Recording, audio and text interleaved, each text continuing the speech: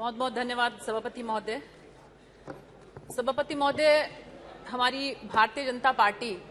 दुनिया की सबसे बड़ी पार्टी और उसके हमारे नेता आदरणीय प्रधानमंत्री श्री नरेंद्र मोदी जी, जिस तरह का विश्वास उन्होंने इस सरकार में रहते हुए लोगों के अंदर पैदा किया है, न केवल भारतवर्ष के अंदर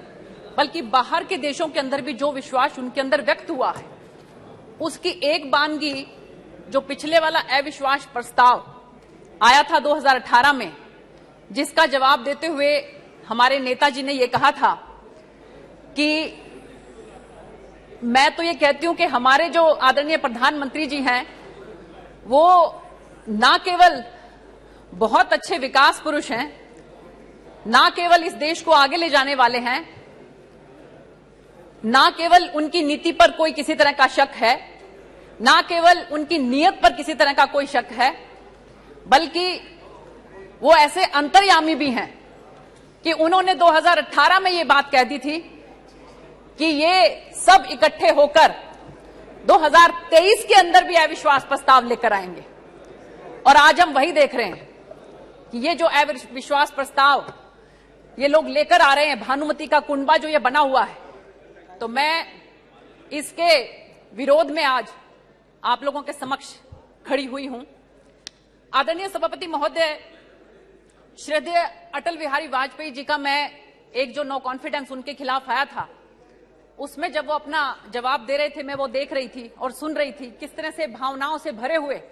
उन्होंने उस समय में अपना वक्तव्य दिया था। और 1 जून 1996 का उनका जो वक्तव्य है उसके अंदर मैं सुन रही थी सभापति महोदय कि ये विपक्ष के लोग उस समय ये बात कह रहे थे, उस समय श्रद्धेय अटल बिहारी वाजपेयी जी को भी, कि आप मंदिर की बात नहीं करते, आप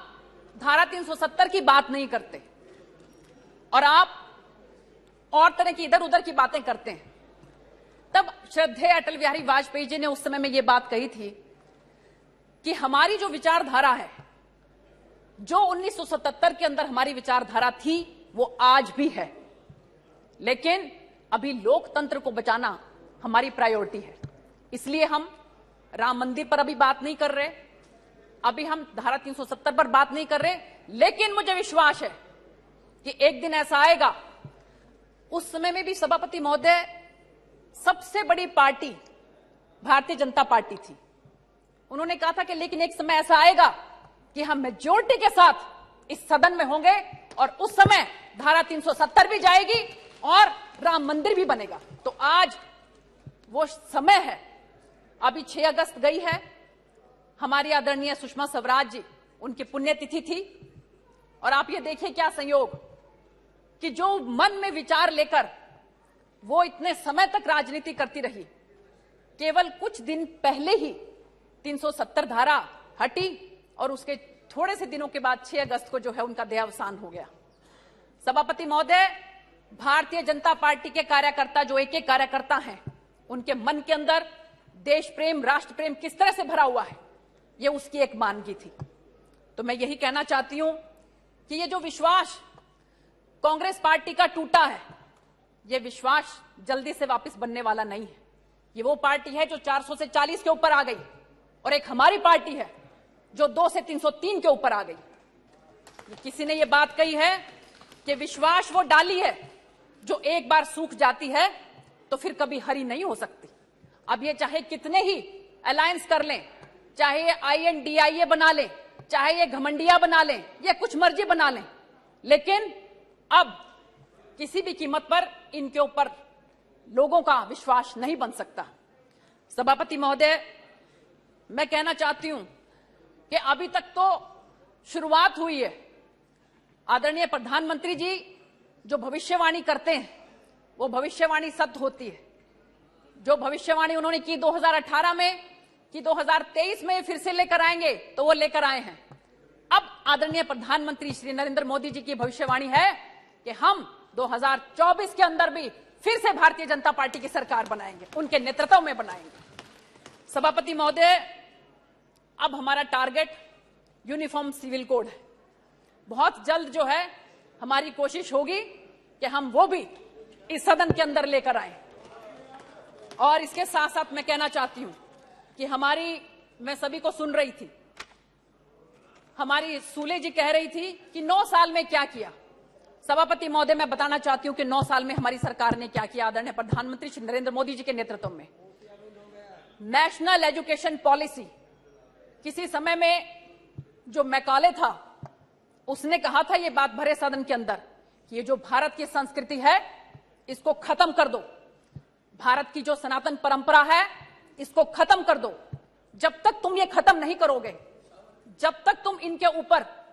पश्चिमी सभ्यता को नहीं ला दोगे, तब तक तुम इनकी रीढ़ की हड्डी को नहीं तोड़ सकते। सभापति महोदय, कोई वो समय था कि जिस समय में कम से कम भी आप ये देखिए, नालंदा यूनिवर्सिटी के अंदर 90 लाख किताबें जो हैं उनको जलाया गया, हमारे साहित्य को जलाया गया। 90 लाख का साहित्य हमारी पुस्तकों का जलाया गया, जो 3 महीने तक सुलगता रहा। और उस सनातन परंपरा को, उस संस्कृति को खत्म करने के लिए सभापति महोदय जो परंपरा, जो अपनी एजुकेशन पॉलिसी वो लेकर आए, आज बड़ी खुशी है मुझे इस बात की कि 2020 के अंदर बहुत विचार विमर्श करके सबके साथ, जिस तरह से बाबा साहब ने उस समय में सबके साथ विचार विमर्श करके हमारे देश का संविधान बनाया था, उसी तरह से ही सबके साथ विचार विमर्श करके 2020 में जो शुरुआत हुई वो नेशनल एजुकेशन पॉलिसी जो है वो हमारे देश के अंदर अब आई है। उसी के तहत मैं आपको बताना चाहूंगी कि ये कोशिश है हमारी सरकार की कि एजुकेशन जो है उसका एक्सेस सबको होना चाहिए, इक्विटेबल होना चाहिए, क्वालिटी होनी चाहिए, अफोर्डेबिलिटी होनी चाहिए, अकाउंटेबिलिटी होनी चाहिए। ये हमारी नेशनल एजुकेशन पॉलिसी जो है उसकी मोटो है, उसका ये ध्येय है। सभापति महोदय, एक जो छोटा बच्चा है 3 से लेकर 8 वर्ष तक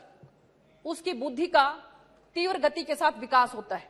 ये साइंटिफिकली भी अप्रूव हो चुका है। तो इसलिए हमारी सरकार ने ये कोशिश की है कि हम एक बाल वाटिका इस तरह से बनाएं ताकि 3 से 8 वर्ष के जो बच्चे हैं उनको जादुई पिटारा के नाम से हम उन बच्चों के लिए एजुकेशन जो है वो प्रोवाइड करें, जिसके अंदर खेल खेल में गाना गाकर, डांस करके, पहेलियों से वो बच्चे एजुकेशन प्राप्त करें। मैं अभी थोड़े दिनों पहले एक वीडियो देख रही थी, छोटे छोटे नन्हे नन्हे बच्चे माननीय प्रधानमंत्री जी के चारों तरफ लिपटे हुए थे, मोदी जी मोदी जी मोदी जी करके। मिलियंस ऑफ पीपल ने उनको उस वीडियो को देखा है। सभापति महोदय, अगर आप भी उसको देखें,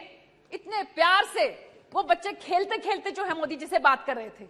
और बिल्कुल उनको हक किए हुए थे बड़ी जोर से और कह रहे थे कि मोदी जी हम आपके साथ फोटो खिंचाना चाहते हैं, मोदी जी हमने आपको देखा। ये प्यार, ये विश्वास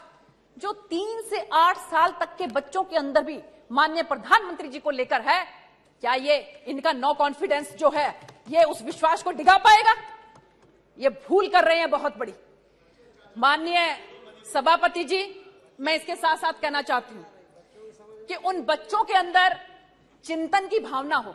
उन बच्चों के अंदर तर्कशीलता हो, उन बच्चों के अंदर अनुसंधान की भावना हो। इन सब बातों को ध्यान रखते हुए हमारी इस नेशनल एजुकेशन पॉलिसी जो है, इसकी कोशिश है कि इन बच्चों को मातृभाषा के अंदर शिक्षा ग्रहण करवाई जाए। इसलिए सभापति महोदय, मैं आपको बताना चाहूंगी कि इसके साथ साथ दुनिया की सबसे बड़ी शिक्षा पद्धति जो है वो हमारे भारतवर्ष की शिक्षा पद्धति है, जिसके अंदर 14.9 लाख स्कूल हैं, 95 लाख टीचर्स हैं और 26.5 करोड़ सभी वर्ग के, सभी जगह से विद्यार्थी हैं। इसके साथ साथ हमारी कोशिश है कि हम स्किल एजुकेशन जो है इसके अंदर प्रोवाइड कर सकें। सभापति महोदय, इससे पहले जिस तरह की शिक्षा पद्धति रही, बच्चों को किसी भी तरह का कोई कौशल विकास उनके अंदर नहीं हो पाता था। बहुत बार ऐसा होता है कि बच्चे किसी कारणवश अगर 11वीं के बाद 12वीं के बाद शिक्षा छोड़ देते हैं तो कम से कम उनके अंदर किसी न किसी कौशल का विकास तो हो, उनकी रोजी रोटी का कोई साधन तो बने।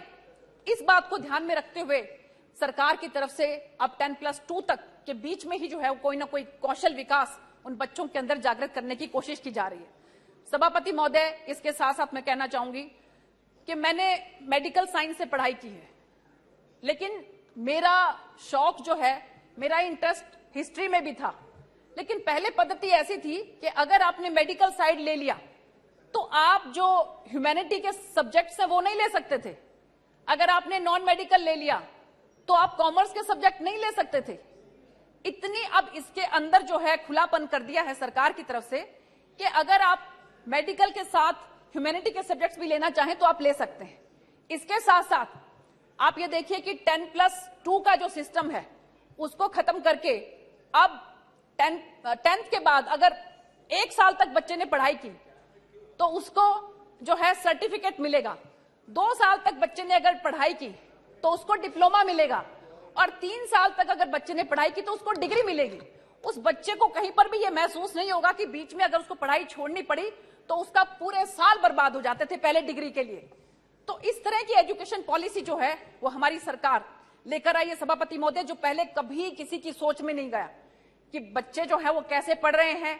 पढ़ने के बाद उनका भविष्य क्या होगा, इसके बारे में कभी किसी ने कोई चिंता नहीं की सभापति महोदय। इसके साथ साथ मैं आपको बताना चाहती हूं कि SC OBC के जो टीचर्स हैं उनको भी अब मैक्सिमम अपॉइंट किया गया है कि जो दूर दराज के जो इलाके हैं रोस्टर सिस्टम से अब उनको भी टीचर्स को वहां पर जो है लगाया गया है। और इसके साथ साथ सभापति महोदय नेशनल डिजिटल लाइब्रेरी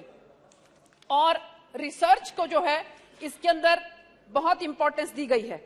हमारे IIT के बच्चे, हमारे IIMs के बच्चे,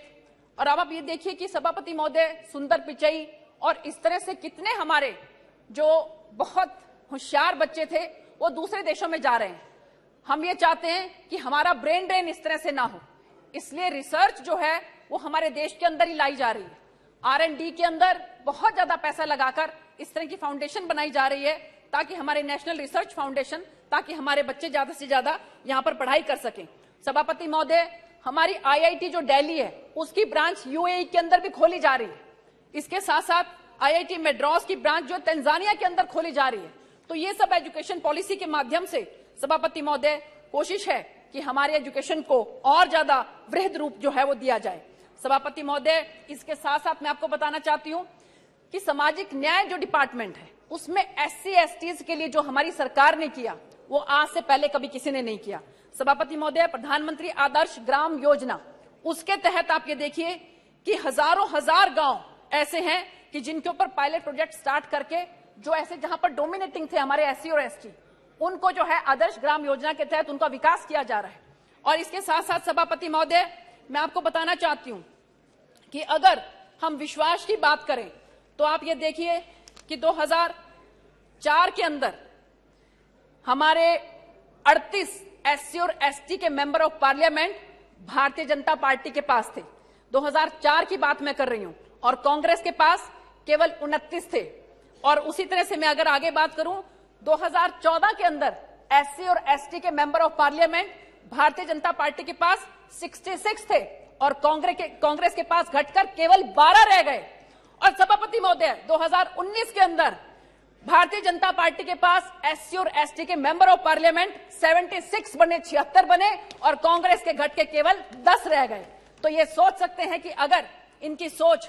SC और ST कम्युनिटी की तरफ अच्छी होती तो इनका इस तरह से जो SC ST के जो मेंबर ऑफ पार्लियामेंट है उसमें इतनी भारी गिरावट नहीं आ सकती थी। सभापति महोदय, इसके साथ साथ मैं आपको बताना चाहती हूं कि सरकार की तरफ से नेशनल हेल्पलाइन टोल फ्री 14566 स्थापित की गई है ताकि जो SC ST के जो हैं लोग, उन पे अगर कोई किसी तरह की एट्रोसिटी होती है तो वो इस नंबर पर डायल कर सकते हैं। इसी के साथ साथ 14567 टोल फ्री नंबर वरिष्ठ नागरिकों के लिए है कि अगर उनको किसी तरह का कोई कष्ट है तो वो नेशनल लेवल पर ये नंबर है, इस पर वो डायल कर सकते हैं। सभापति महोदय, इसके साथ साथ जैसा कि आपको मालूम है कि नशा मुक्ति, इसके लिए माननीय हमारे केंद्रीय गृह मंत्री अमित भाई शाह जी ने भी जो है स्पेशल डिबेट भी जो है इसमें करवाई थी। और हमारा ये प्रण है कि हमारा देश भारत जो है वो नशा मुक्त होना चाहिए। इसीलिए 372 संवेदनशील जो डिस्ट्रिक्ट घोषित किए गए हैं और उसके अंदर बहुत अच्छे तरीके से नशा मुक्त करने के लिए बहुत सी योजनाएं और बहुत से कार्यक्रम आदरणीय सभापति महोदय उसमें चल रहे हैं। इसके साथ साथ सभापति महोदय, मैं आपको कहना चाहती हूं कि डिजिटल इंडिया कि किस तरह से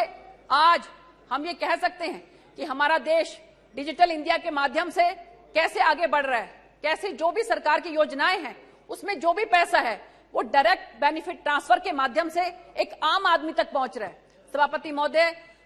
कांग्रेस पार्टी वालों को याद होगा कि इनके प्रधानमंत्री जी ने किसी समय में ये बात कही थी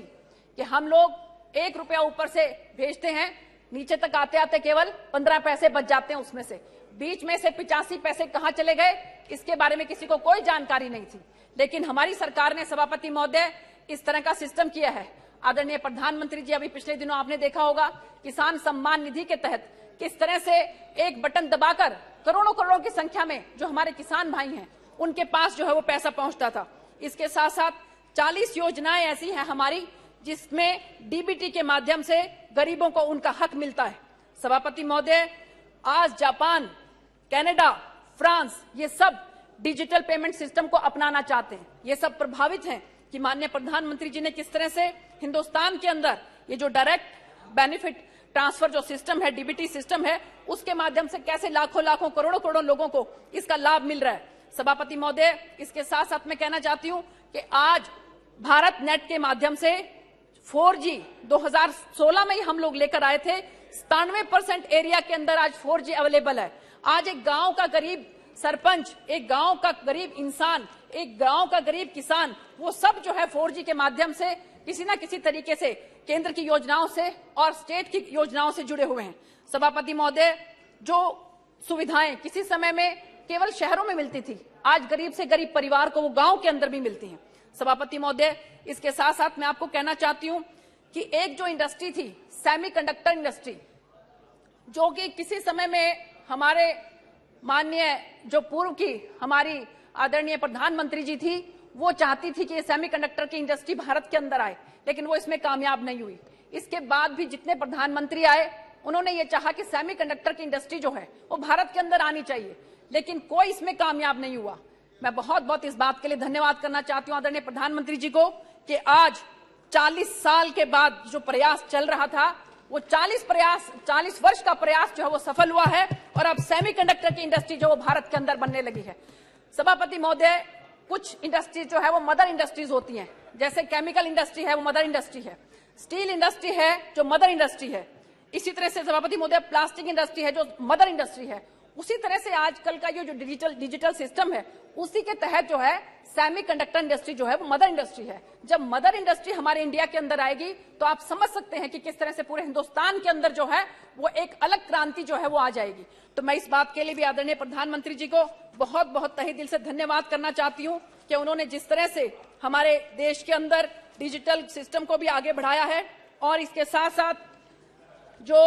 डायरेक्ट बेनिफिट ट्रांसफर के माध्यम से सभी पैसा जो है डायरेक्ट अब हमारे किसान भाइयों को, मजदूर भाइयों को, सबके खाते में जो सीधा सीधा जा रहा है, उसके लिए मैं उनको बहुत बहुत धन्यवाद करना चाहती हूँ। सभापति महोदय, इसके साथ साथ मैं आपको कहना चाहती हूँ कि ये निशिकांत जी ने बताया था